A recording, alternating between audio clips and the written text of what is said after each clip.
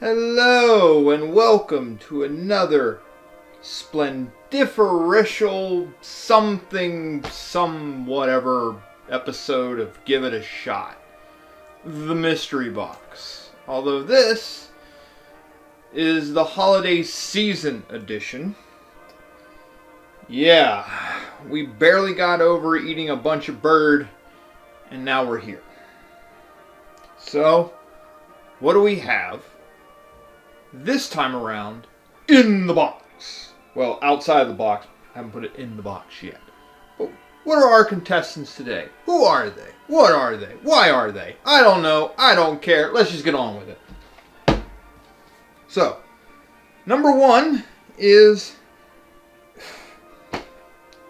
The Night Before Christmas. You know, that classic that everybody has done.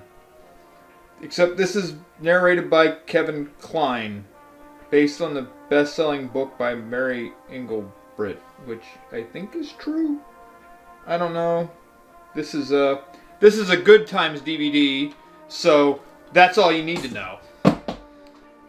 Opus and Bill, A Wish for Wings That Work. I've heard of this. I don't know anything about it. Chuggington in Snow Rescue. I don't know if that's really train or... Well, it is train related. I don't know if it's Christmas related, but it's a thing. Llama Llama. Merry Christmas, Llama Llama. Whatever. And then The Venerable. The Christmas Tree. This is where we are with our lives. This is going in the box. Damn it. Alright. Come on, give me something good. Give me something holly and jolly.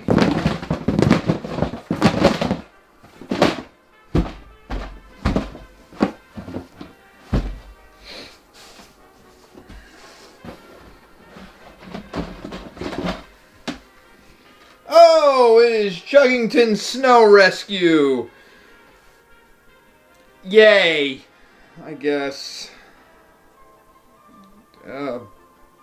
Fine.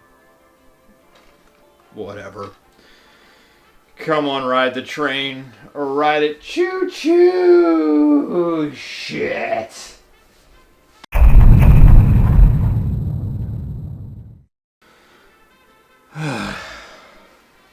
This was not perfecto. Perfecto! I drew Chuggington Snow Rescue, which at first I thought, alright, this is not going to have anything to do with Christmas or any kind of holiday season stuff. It's just going to be about snow, which I'm okay with that.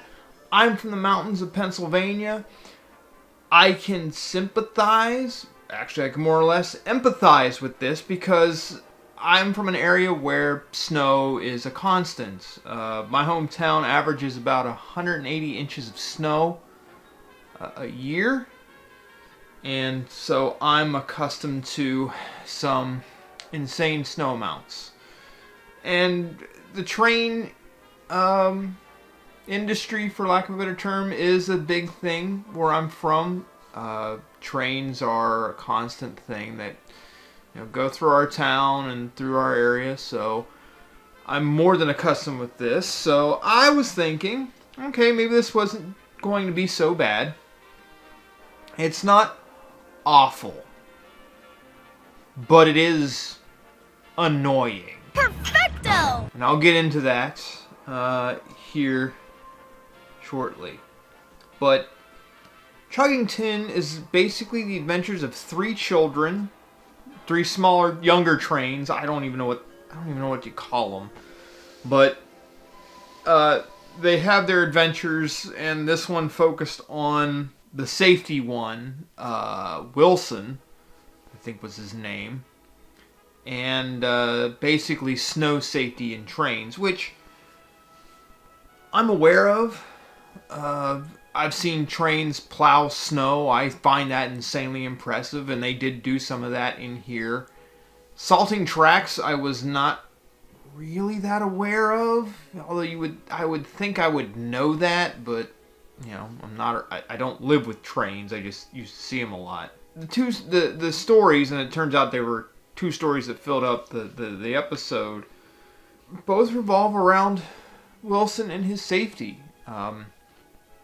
He is a safety train, or patrol, I don't remember what they're called, because my brain's trying to block this out as much as possible. We're Chug Patrol on Snow Patrol! Because all I hear is perfecto, and perfecto, and perfecto. Perfecto! The first half is all about an incoming snowstorm, and they need to get salt for the tracks.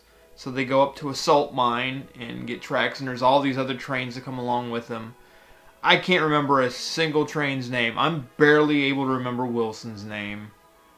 I don't remember anybody else. I just remember that everybody, is part of a different class in this town of Chuggington.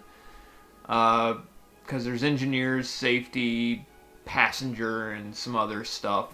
And I can't remember any of it. It's a very complex society, and I'm pretty sure there's no class friction going on here. It's utopian. But the very first part, the first half, they're going up to a mountain to get rock salt to salt the tracks, and you get to watch some train mining, which I knew was a thing, but I didn't think they were actually going to show them lighting up dynamite and blowing shit up, so that was cool. And that's probably the only nice thing I'm going to say about this entire thing, is that there was explosions in a cartoon for very small children. But you do learn a lot about trains. I will give them that. I don't know if Sunnytime Station, Thomas Tank Engine, ever really did too much of that.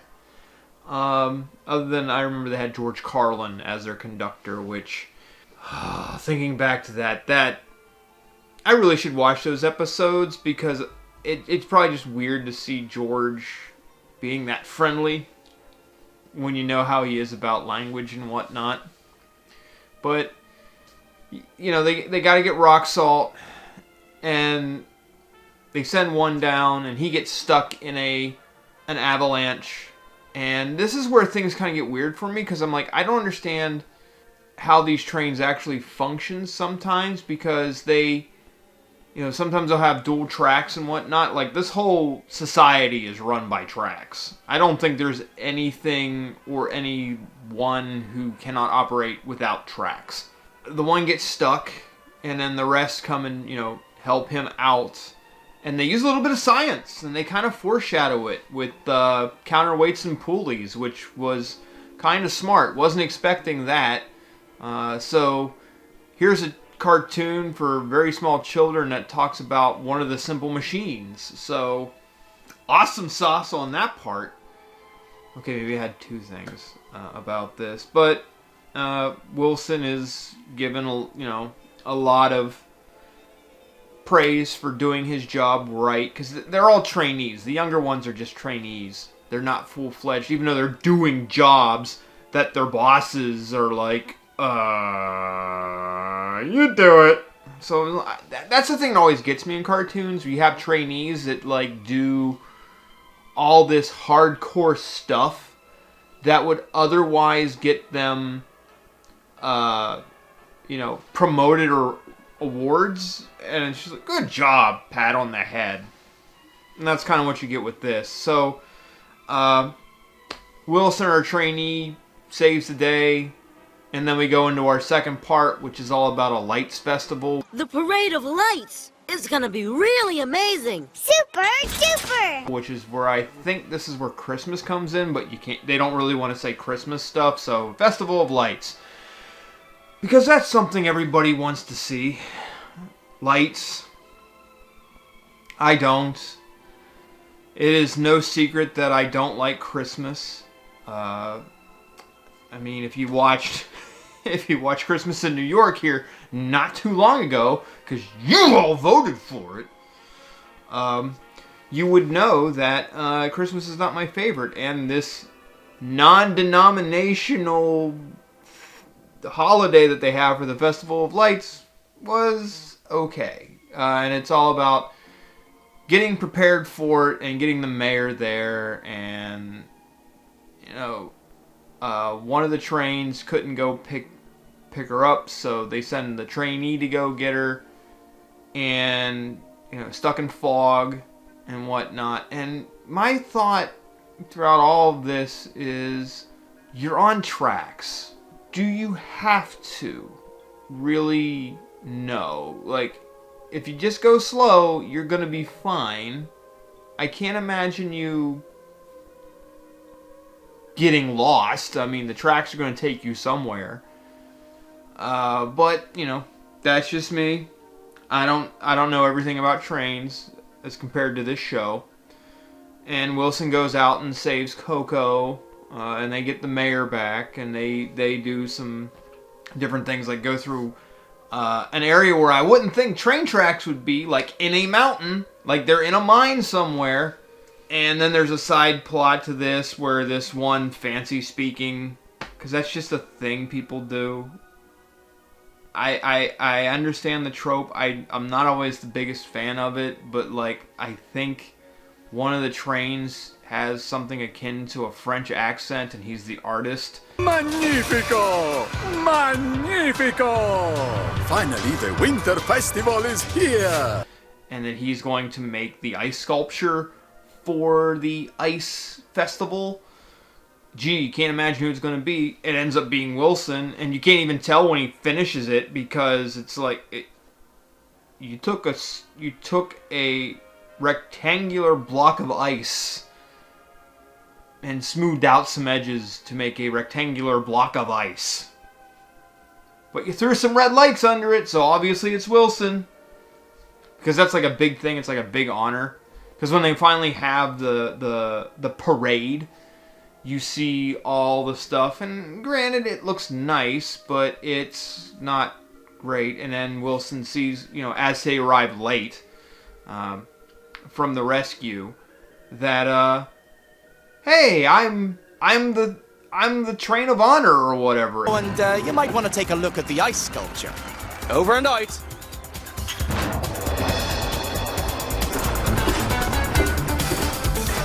It's me! Done. So that's your story. It's riveting shit. It really is. Wow. That is...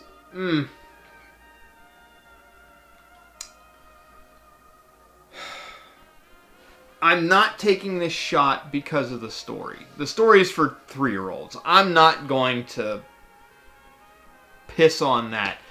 And this leads into the next thing, the elements of the show, including the animation itself. First of all, perfecto is a thing that is repeated way too many times in the amount of in this episode. Like, way too much. Perfecto!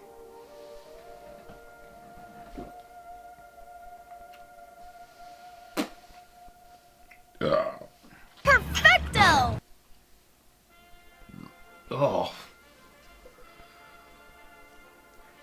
This tastes like someone took a cherry that got squished and let it, air out for like 2 hours and wipe their ass with it.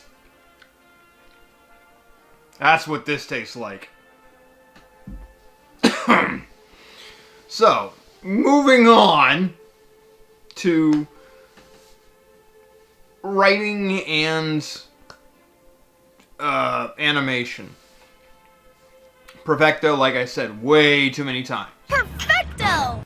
Everything with that. The animation, though, I have a couple of scruples. One, I know they can get away with this cheapening out a little bit because these are trains. And so the only real complex animation you're gonna have is in the face, because the bodies are very stiff. Like, they move back and forth. Like, there's not too much that's really difficult with that. So you can kind of cheapen out on it, and that probably makes this a little bit easier to handle in terms of animation. The thing that kind of gets me is these trains like to jump off tracks. Like, not like kind of like derail themselves, like like a bunch of suicidal trains or something like that, but they have this tendency to jump up and down, and like their wheels are off the rail, and I don't get anxiety, but like that kind of worries me. Like, what are you doing? And that does kind of leave me wondering half the time about like what they were thinking, because this show, I can tell everybody has a catchphrase, and the only one I remember from this is Wilson's, because he said it way too many damn times. Perfecto! But like every character has a catchphrase. The animation itself looks okay. I mean, you're not doing anything too complex here, because like I say, the rigorous part of the animation here is in the faces of the trains. Like, everything else is just static and stale and kind of square. Like, there's not a whole lot of curvature. There's not a whole lot of like flourishes. Everything is kind of just like almost like Lego bricks in that way. And so that does kind of take away from it. Just, it's very although, like I say, there are some instances where you see some interesting motion, like when they drill and blow up the salt in the salt mine. That was pretty interesting. And then when they take out the ice chainsaw to cut out the block. Other than that, it's kind of standard. I mean, you can't, it's just like when I reviewed Cargo, right? Those cars aren't really going to do much of anything other than move their face.